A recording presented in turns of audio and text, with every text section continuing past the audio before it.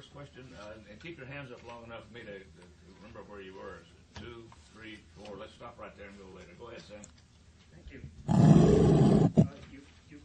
There's been a lot of talk about legitimacy of the Syrian regime. I want to know what legitimacy your regime has. You come before us, representative of one of the most autocratic, misogynistic regimes on the face of the earth. Human Rights Watch and other reports of torture, detention of activists. You squelched the democratic uprising in Bahrain.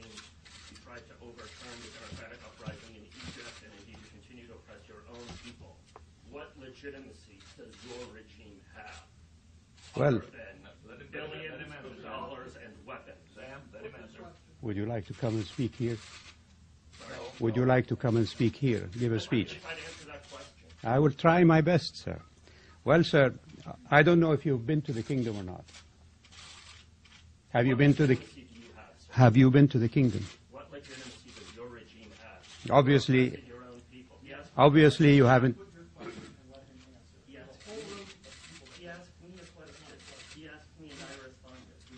No, you did not respond.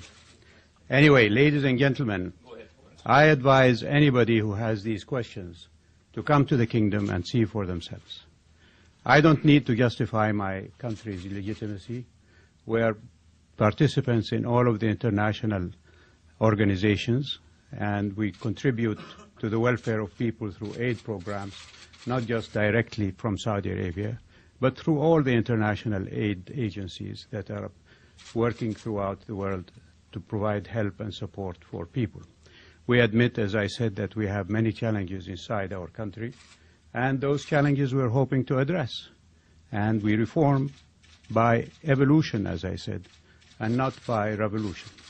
So that is the way that we are leading.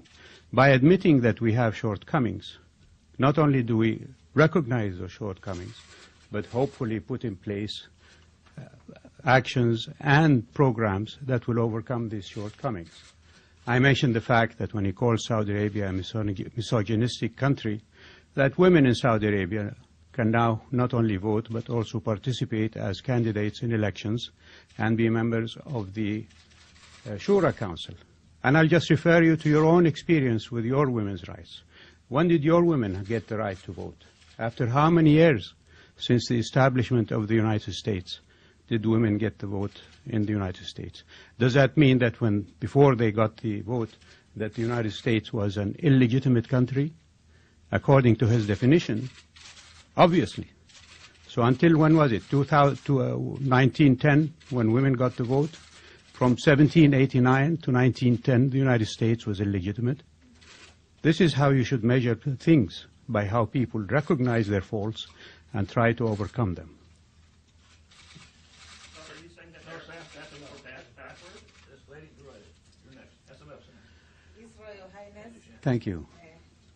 ladies and gentlemen, my name is Rosemary Seguero.